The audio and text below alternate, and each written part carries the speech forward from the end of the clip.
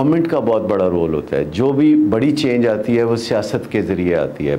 ये हुकूमत हमारी सिर्फ वायवेला तो हमारे लिए करती है, छोड़ो पकड़ो जेल में डाल दो, ये तो करती है, लेकिन कभी ये नहीं सोचा कि इनको हम ट्रीटमेंट दे के और एक अच्छे मुआशरे में अच्छा मुस्तकबिल भी दे दें।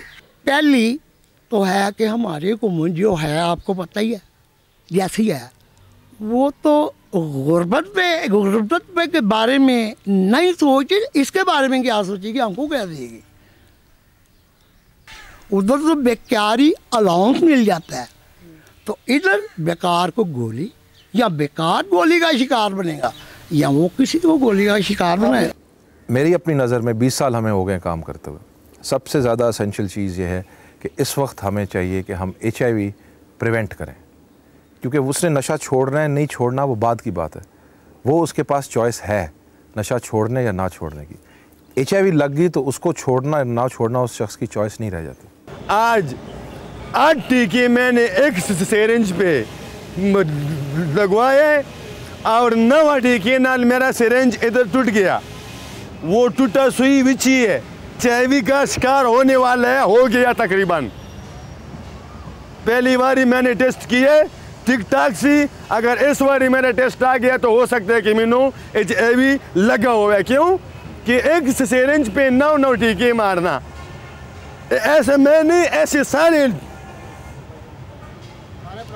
सारे भाइयों को। हम कहते हैं जी 6 लाख ड्रग यूज़र या 1,25,000 उनमें से जो टीके के साथ नशा करते हैं, इसको अगर आप थोड़ी देर के लिए वर्कफोर्स के तौर पे सोचें तो हमने हर शहर में जहां हम लोगों के प्रोग्राम्स चल रहे थे, सरगोदा, फैसलाबाद, रावलपिंडी और लाहौर, यहाँ हमने फार्म्स इस्टेब्लिश किए हैं जहाँ पे लोग जो अफोर्ड नहीं कर सकते जॉब्स या जॉब्स उनको नहीं मिलती नौकरियाँ, वो नशा छोड़ने के बाद हमारे पास आके फार्म्स पे काम कर सकें। इंजेक्शन का मैं आदी था, इंजेक्शन लगाता था, इंजेक्शन के साथ मुझे HIV भी हो गया, HIV पॉजिटिव हूँ। उसके बाद नशा करते करते मैं स्ट्रीट पे आ गया। स्ट्रीट पे एक दिन स्पॉट पे मेरी बहुत हालत ख़राब थी, टांग मेरी जो है ना फ्रैक्चर थी, ज़ख़म थे बड़े मुझे। तो नई ज़िंदगी के कुछ बंदे गए, उन्होंने मुझे गाइड किया कि हमने आपका टेस्ट करना है, हमें पैसे वगैरह भी दिए गए कि मतलब आप आना टेस्ट के लिए। मैं वहाँ गया, टेस्ट कराया, मैंने इलाज लिया, इलाज लेकर अब मैं माशाल्लाह ठीक हूँ, सेहतमंद हूँ, काम कर रहा हूँ अपना। पिछले 2 माह से इस प्रोग्राम को बंद कर दिया गया। अगर अभी आप देखें सड़कों पे दोबारा लोग एक दूसरे की सिरिंज इस्तेमाल कर रहे हैं, क्यों? उनको सिरिंज नहीं मिल रही।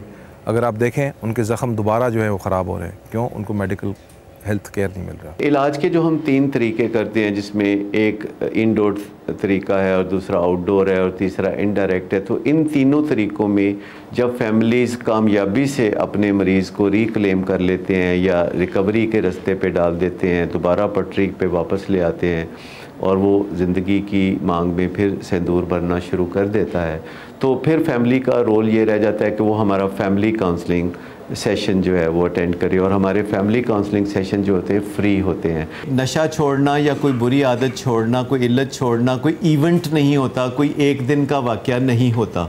जो भी तब्दीली आती है वो छोटे छोटे स्टेप्स में आती रहती है और एक दिन वो मिल के इतनी बड़ी तब्दीली बन जाती है जिसके लिए हम कोशिशें कर रहे थे। आप बताइए, आपकी ज़िंदगी में आपकी जो शादीशुदा लाइफ थी उस पर क्या असरात हुए? जैसे ही मैं इस नशे की वजह से मैं अपने मतलब शादी के एक बंधन में आया हूँ, उसके बाद मेरा वो घर का रिश्ता जो है पूरा नशे की वजह से ख़राब हो गया। और कोई ऐसे वाक़यात आप सुनाना चाहें, शेयर करना चाहें सबके साथ? मैं ये था कि जब I was under the influence, मैं नशे में था, गाड़ी ड्राइव कर रहा था और 200 किलोमीटर से ऊपर मैं जा रहा था, मेरा रोड एक्सीडेंट हो गया।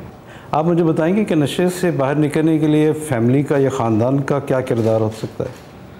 फैमिली और ख़ानदान का किरदार तो बहुत ज़्यादा है, क्योंकि they are the loved ones जो आपसे प्यार करते हैं और उनका आपको सपोर्ट करना बहुत ज़रूरी है।